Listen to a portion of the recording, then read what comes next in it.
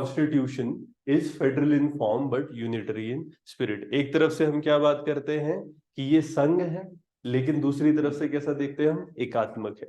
तो हमने ये चीजें देखनी थी कहां पर वो किन चीजों से फेडरल पता लगता है, किन चीजों से यूनिटरी पता लगता है। अगर हम फेडरल फीचर्स की बात करते हैं, ठीक है ना, जो हमारे संघीय विशेषताएं रिप्रेजेंट करता है, क्या क्या चीजें रहेंगी। अगर हम नॉर्मली देखते हैं कि एक डिवीजन ऑफ पावर होता है, ठीक है, तो जो हमारा डिवीजन ऑफ पावर है, इसमें हम क्या बात करें, सेंटर और स्टेट के बीच में क्या शक्तियां डिवाइडेड है ना।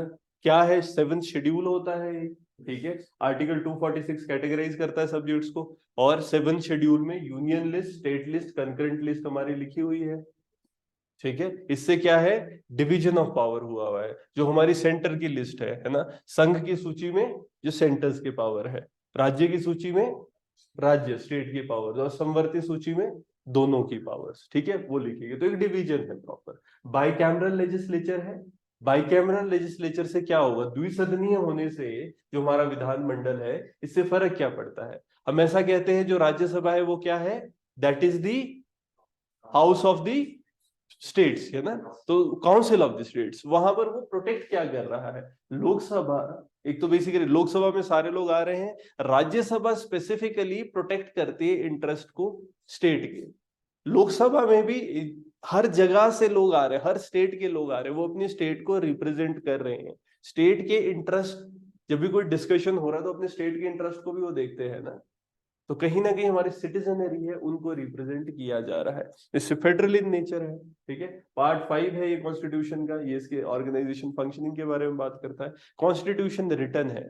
रिटन होने की वजह से क्या हो रहा है, क्योंकि हमारा संविधान लिखित है, इसमें सारे प्रोविजंस प्रॉपरली लिखे हुए हैं, इंडिपेंडेंट बॉडीज के बारे में लिखा हुआ है, इसीलिए मिसयूज नहीं हो सकता है, ठीक है। स्टेट का काम क्या है, बड़ा इसीलिए है ना, जैसे हम ये भी कहते हैं कॉन्स्टिट्यूशन बड़ा है, क्यों है ना, क्योंकि उसमें स्टेट के बारे में भी प्रोविजंस हैं।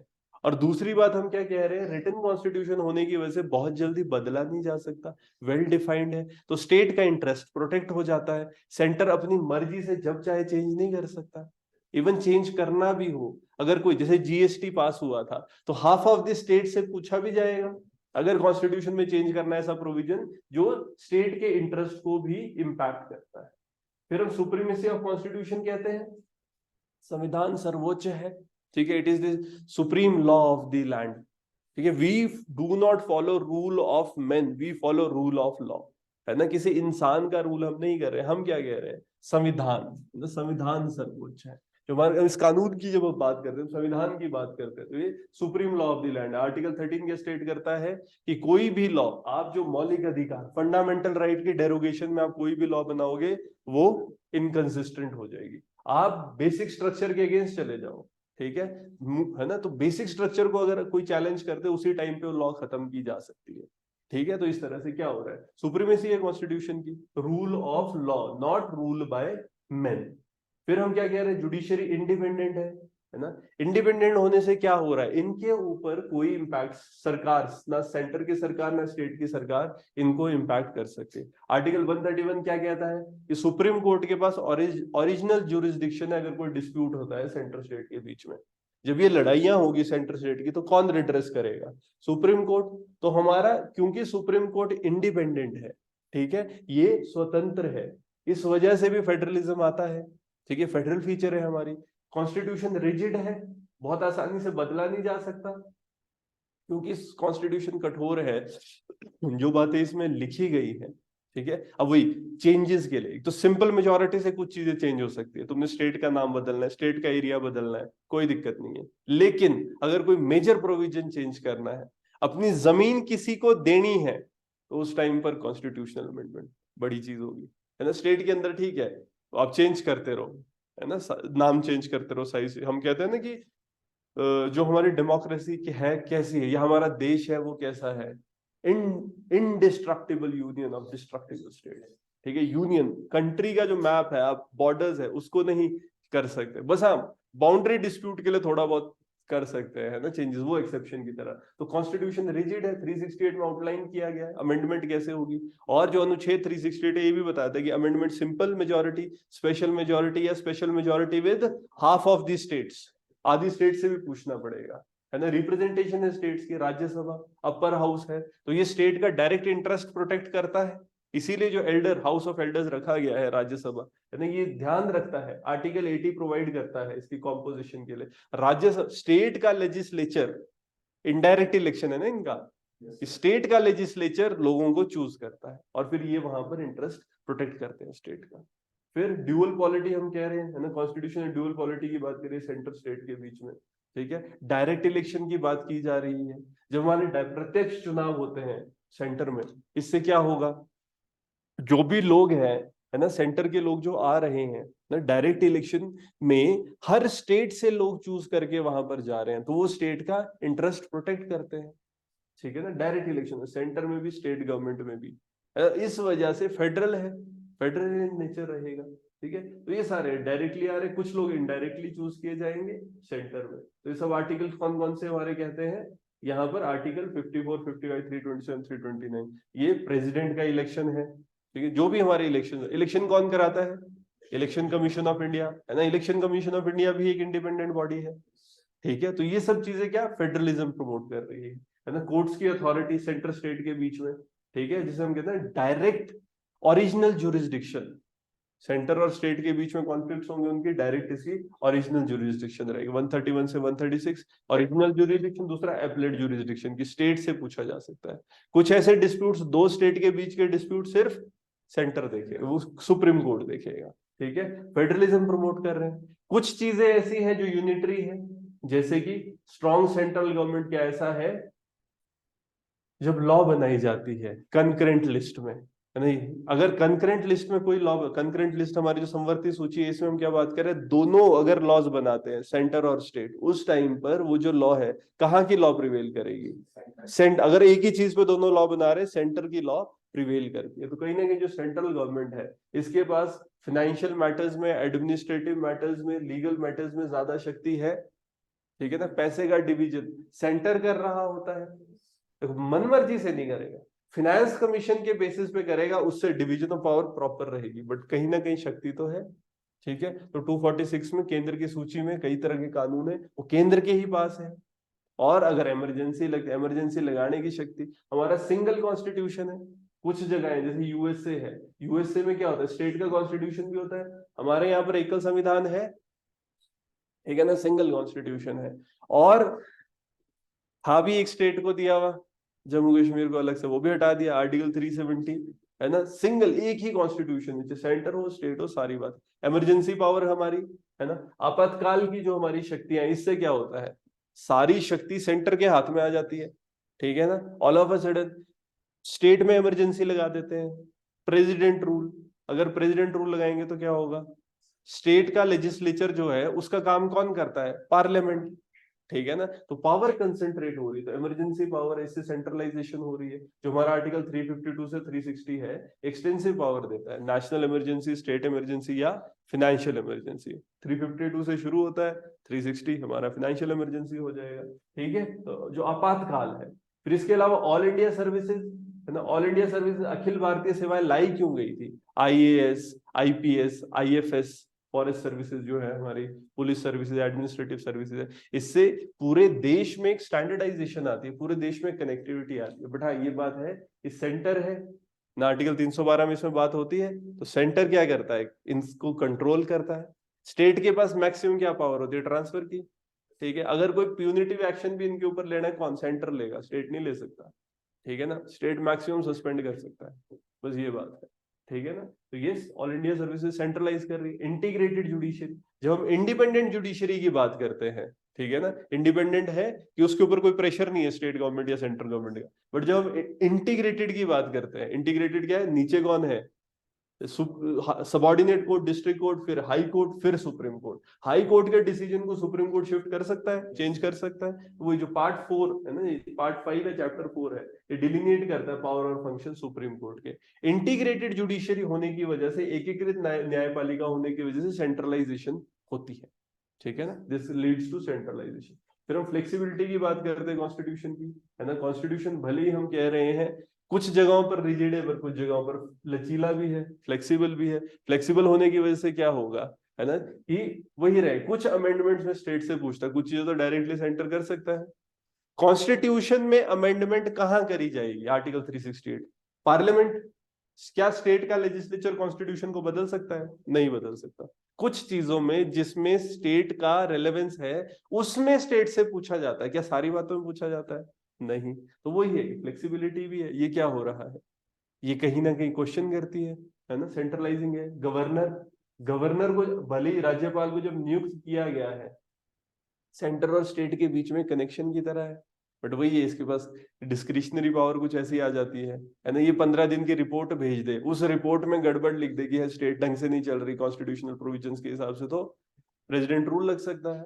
ठीक है ना। तो यस, अपॉइंटमेंट ऑफ गवर्नर की अगर हम बात करते हैं, आर्टिकल 155 156 इसके अपॉइंटमेंट टेन्योर की बात कर रहा होता है, और ये टोटली सेंट्रल गवर्नमेंट के हाथ में होता है। फिर ये सेंट्रल इलेक्शन मशीनरी हमारे जैसे इलेक्शन कमीशन है, सेंटर और स्टेट दोनों जगह पर ओवरसी ये कर रहा है। स्टेट इलेक्शन कमीशन किसके इलेक्शन करवाता है? लोकल सेल्फ गवर्नमेंट के। वो ध्यान रखना, कई बार हम कंफ्यूज किस चीज पे हो जाते हैं कि जो स्टेट में इलेक्शन हो रहा है ना, वो कौन कराएगा, है ना, सेंटर ही करवाता है, स्टेट नहीं करवाता। कई बार इसमें लगता है कि नहीं नहीं, जो ये होता होगा एमएलए है ना, विधानसभा के इलेक्शन, नहीं। तो हाँ, सेंट्रलाइजिंग है इलेक्शन मशीनरी, एकदम सेंट्रलाइज्ड है। फिर इसके अलावा वीटो पावर है ना, कुछ चीजों में प्रेसिडेंट के पास वीटो है। जैसे हम देखते हैं ना कि जैसे एक बिल है, जब बिल पास होता है और वो प्रेसिडेंट के पास जाता है, प्रेसिडेंट उसको साइन करता है। प्रेसिडेंट उसको एक बार वापस भेज सकता है। जब प्रेसिडेंट एक बार वापस भेजता है तो स्टेट क्या कर सकता है, या सॉरी पार्लियामेंट क्या कर सकता है, उसी को दोबारा से वापस भेजेगा तो प्रेसिडेंट को साइन करना पड़ेगा। स्टेट का बिल भी गवर्नर प्रेसिडेंट के लिए कर सकता है रिजर्व, कि प्रेसिडेंट देखे, प्रेसिडेंट उसको वापस भेज सकता है। फिर स्टेट अगर उसको दोबारा से पास करके वापस भेजे तो क्या प्रेसिडेंट चाहे उसको नहीं पास करे, उसके शक्ति है, दोबारा से वापस भी भेज सकता है, पॉकेट करके रख सकता है। तो वीटो पावर प्रेसिडेंट की स्टेट के ऊपर ज्यादा हो जाती है। ठीक है ना। तो राष्ट्रपति की वाली शक्ति आर्टिकल 200 प्रोवाइड करता है कि विदहोल्ड कर सकता है असेंट। ठीक है ना, अनुच्छेद 200 में कहा गया है। फिर यूनिफाइड लीगल सिस्टम की जो हम बात करते हैं कि यूनियन लॉ, स्टेट लॉ, इसमें कहीं ना कहीं जब हम देखते हैं कि हमारी जो लॉज है वो यूनिफाइड है सेंटर और स्टेट की।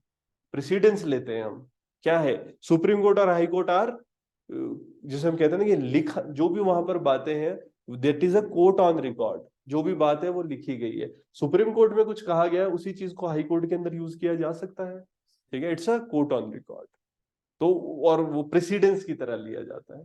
फिर पार्लियामेंट्री पावर स्टेट की टेरिटरी के ऊपर क्या रहेगी, है ना, जब चाहे ऑल्टर कर दे, है ना, नाम बदल दो, जगह बदल दो। आर्टिकल 3 में शक्तियां दी गई है। प्रेसिडेंट एक बार पूछता है, बट वो जो भी जवाब दे वो कंपलसरी नहीं है, बाइंडिंग नहीं है, और टाइम लिमिट होती है। अगर उसमें जवाब ना भी दे तो भी बाइंडिंग नहीं है ना। और एक बार पूछने के बाद अगर बाद में कोई चेंज करना तो भी बार बार पूछने की जरूरत नहीं है स्टेट से, स्टेट की शक्ति ही नहीं है।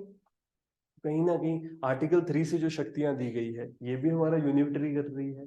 एक यूनिफाइड सिटीजनशिप है ना, एकीकृत नागरिकता है हमारे देश में। इससे क्या हो रहा है कि ऑटो, है ना, ओवरऑल अगर हम देखेंगे इससे भी सेंट्रलाइजिंग टेंडेंसीज आ रही है।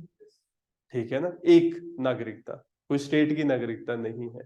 ठीक है, यूएसए में क्या होता है, दो नागरिकताएं होती है, एक यूएसए की नागरिकता, एक स्टेट की नागरिकता। ठीक है, तो हम जब यहाँ पर बात करें, बट हाँ आप अगर इस चीज को देखो, एक बैलेंसिंग एक्ट भी हमारे कॉन्स्टिट्यूशन में की जा रही है, एक संतुलन लाया जा रहा है, अकोमोडेट किया जा रहा है। कैसे, है ना, हम डाइवर्सिटी को अकोमोडेट करते हैं, है ना। हमारी ऑफिशियल लैंग्वेज है, तो इसमें आप देख रहे हो कल्चरल आइडेंटिटीज को भी रखा जाता है।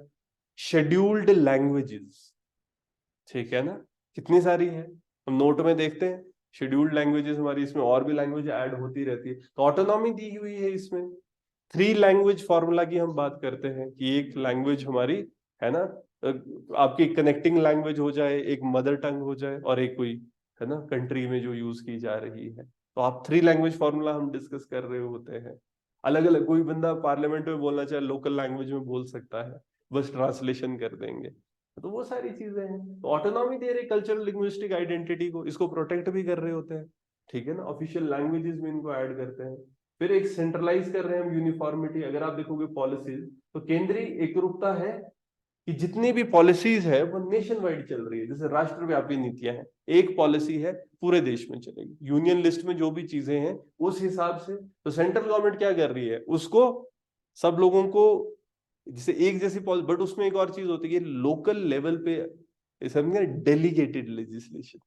डेलीगेटेड लेजिस्लेशन भी होता है, as per the requirement state अपने हिसाब से थोड़ा बहुत चेंज कर सकती है, ठीक है। तो स्टेट को थोड़ी शक्ति दी है। इमरजेंसी सिचुएशन, उस टाइम पर हाँ हमारे पास सेंट्रलाइजिंग हो जाती है, बट सेंट्रलाइजेशन में भी एक यूनिफॉर्मिटी है, एक सिस्टम बना हुआ है। जब हम सेंट्रलाइज भी कर रहे हैं तो भी यूनिफॉर्मली कर रहे हैं, ठीक है। जिस सेंटर की जो लॉज होगी, पॉलिसीज होगी, पूरी कंट्री में चलती है।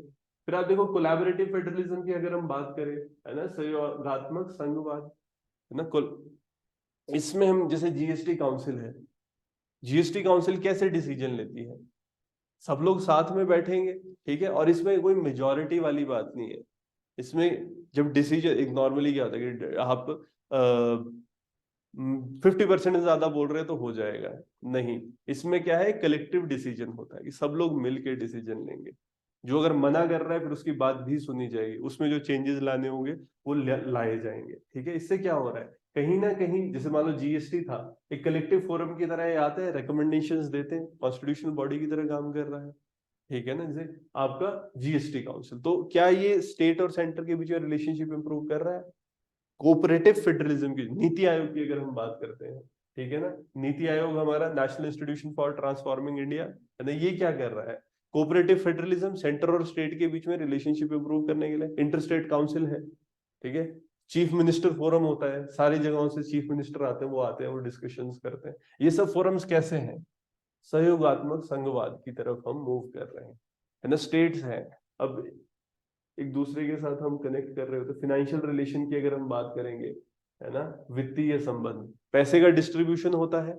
पैसे का डिस्ट्रीब्यूशन किस बेसिस पे किया जाता है ना, फाइनेंस कमीशन कैसे बोलेगा, ठीक है, फाइनेंस कमीशन बताता है ना, वित्त आयोग बोलेगा, उस हिसाब से सेंटर और स्टेट के बीच में पैसे का डिवीजन किया जाएगा। उससे क्या होता है, एक बैलेंसिंग एक्ट है ये, ठीक है ना, कि कोई मर्जी से पैसा खर्च नहीं हो रहा। प्लानिंग कमीशन हटा के नीति आयोग लाने के पीछे भी तो यही रीजन था, ठीक है। फिर हम बात करें कि सेंट्रल ग्रांट्स हैं कुछ, जो सेंटर आपको फाइनेंशियल ग्रांट्स देता है, फाइनेंशियल एड देता है कभी कभी। अब जैसे मान लो किसी स्टेट में डिजास्टर आ गया, तो सेंटर उसको हेल्प करने के लिए यस ग्रांट्स देता है। स्पेशल ग्रांट्स कुछ टर्म्स पे दी जा सकती है, पिछड़े हैं कुछ लोग, directly consolidated fund of India से शेड्यूल 6 एरियाज में पैसा जाता है, तो ये पिछड़े हुए हैं, उनको डायरेक्टली पैसा देना चाहिए। नॉन लैप्सेबल, एक बार दे दिया तो फिर लैप्स नहीं होता, ठीक है, इस तरह की चीजें भी रहेंगी। फिर लेजिस्लेटिव रिलेशनशिप में अगर हम देखें, जो विधायी संबंध है सेंटर और स्टेट के बीच में, पार्लियामेंट प्रेसिडेंट के थ्रू ये क्या कोशिश कर रहे हैं, सेंटर और स्टेट की जो लेजिस्लेचर है, ठीक है, भले ही ये चीज होगी ना, अलग अलग दो सरकारें भी, मतलब एक तरह से वो आ जाएगी, पॉलिटिकल पार्टीज अलग अलग भी रिप्रेजेंट कर रही है, बट एक कोऑर्डिनेशन लेवल पे काम तो करते ही हैं, ठीक है ना। सेंटर स्टेट में जो कोऑर्डिनेशन है, एक कोहेरेंस है, कोहेरेंस किसके थ्रू आ रही है, पार्लियामेंट के थ्रू, हमारे प्रेसिडेंट के थ्रू, ठीक है। अब जुडिशियल ओवरसाइट की अगर हम बात करते हैं, सुप्रीम कोर्ट और हाई कोर्ट है, ये क्या कर रहे हैं, कोई भी लॉ बन रही है उसको बैलेंस कर रहे हैं। चेक और बैलेंस की हम बात करते हैं, जो न्यायिक निरीक्षण है, इसके थ्रू ये क्या करेंगे, चेक करेंगे, बैलेंस करेंगे। कोई भी अगर ऐसी लॉ बनती है जो स्टेट के इंटरेस्ट को नलीफाई कर रही है, तो वहां पर ये, है ना, एक्ट कर लेते हैं। सेंटर वो एक तरीके से डिक्टेटर की तरह काम नहीं कर सकता, जैसे ही फंडामेंटल राइट इंफ्रिंज करेगा ये खड़े हो जाएंगे। फिर एडमिनिस्ट्रेटिव रिलेशनशिप की हम बात करते हैं कि यूनिफॉर्मिटी ला रहे हैं ये, ठीक है ना, भले ठीक है सेंट्रलाइज, बट एक बैलेंसिंग एक्ट की तरह क्या इनको यूज किया जा रहा है, ठीक है ना। प्रशासन में अगर हम बात करेंगे तो ये क्या कर रहे हैं, यूनिफॉर्मिटी ला रहे हैं, पूरे देश में कोऑर्डिनेशन आ रहा है एडमिनिस्ट्रेटिव प्रैक्टिसेस में। अगर हम देखें जो प्रशासन करने का तरीका है, क्या उसमें एक समन्वय है, सब लोग सिमिलर प्रैक्टिसेस को यूज करेंगे पूरी कंट्री में, ठीक है। उससे हाँ, क्या एक बैलेंस क्रिएट होता है, ठीक है ना, सेंट्रलाइजिंग टेंडेंसी से। फिर अगर आप देखोगे इंटर स्टेट रिलेशनशिप में, तो जोनल काउंसिल बनाई जाती है, ठीक है ना। क्षेत्रीय परिषदें हैं, जो रेलवे वाले, उसकी बेसिस पे हम देखते हैं कि ना, जो एरियाज का डिवीजन होता है, वहां पर लोग आएंगे, डिस्कशन करते हैं, कोई भी लोकल डिस्प्यूट है उसको ठीक कराते हैं। अभी रिसेंटली आपने देखा होगा, जैसे जोनल काउंसिल्स है, फिर से वो रिवाइव कर रही है, इंटर स्टेट काउंसिल है, आर्टिकल 263 में दिया होता है, ठीक है। तो जो जो एरियाज है, इसमें मोर देन 2 स्टेट्स भी हो सकती है, ठीक है, ये आएंगे इंटर स्टेट जो इश्यूज, जैसे कि मान लो पानी का इशू है, उसके ऊपर डिस्कशन, जो भी कॉमन प्रॉब्लम्स आ रही है ना, कॉमन इंटरेस्ट, क्योंकि हर जगह की अलग वही रहेगा ना, ज्योग्राफी, कल्चर, जैसे कुछ जगहों पर जहां पर माइंस हैं उनका एक अलग प्रॉब्लम है। अब जैसे हमारे यहाँ पहाड़ है, हिमाचल है, उत्तराखंड है ना, वही लैंडस्लाइड वाली प्रॉब्लम रही, कुछ भी है तो हमारी कॉमन प्रॉब्लम्स है। ठीक है, टूरिज्म डेवलप करना है कॉमन, हम सब जैसे उत्तराखंड है, हिमाचल है, इवन आप जम्मू कश्मीर को देखो, तो आसपास जो स्टेट्स रहेंगी तो यस। फिर एडजस्टमेंट और अडेप्टेशन के लिए कॉन्स्टिट्यूशनल अमेंडमेंट की बात करते हैं। एक वो ना फेडरल और यूनिटरी टेंडेंसीज के बीच में एक समन्वय लाने की कोशिश की जा रही है। ठीक है, अडेप्टेशन अमेंडमेंट्स के थ्रू, है ना, यहाँ पर स्टेट से पूछा जाता है। फिर सोशियो इकोनॉमिक डेवलपमेंट के लिए आप देखोगे वो सेंट्रली स्पॉन्सर्ड स्कीम्स होती है ना, इससे सामाजिक और आर्थिक विकास होगा पूरे देश में। सेंटर के थ्रू कुछ पैसा आता है, जो हम कहते हैं ना केंद्र प्रायोजित योजनाएं, सेंट्रली स्पॉन्सर्ड स्कीम्स, पूरी स्टेट्स में ये लोग डेवलपमेंट कर रहे हैं। तो क्या एक बैलेंसिंग एक्ट हो रही है। ठीक है, इम्प्लीकेशन अगर हम देखें तो कहीं ना कहीं जो ओवरऑल आप देखोगे कि है एक फेडरलिस्टिक स्ट्रक्चर में हम काम कर रहे हैं, बट यूनिटरी स्पिरिट है। फेडरल स्ट्रक्चर कहां पर, कंट्री को अच्छे से मैनेज करने के लिए, चलाने के लिए। लेकिन यूनिटरी स्पिरिट क्यों है, जब नेशनल इंटरेस्ट की बात आती है उस टाइम पर हम यूनिटरी हो जाते हैं। जब हम बात करें तभी ना यूनिफॉर्मिटी है, यूनिफॉर्मिटी विद फ्लेक्सिबिलिटी की हम बात करते हैं। यूनिटरी स्पिरिट है, ये क्या करेगा, नेशन वाइड पॉलिसीज है उनमें यूनिफॉर्मिटी आती है। लेकिन फेडरल क्या है, जो लोकल कॉन्टेक्स्ट है, हम इसको कहेंगे ना कि लोकल लोगों की जो रिक्वायरमेंट है उसको फुलफिल करता है।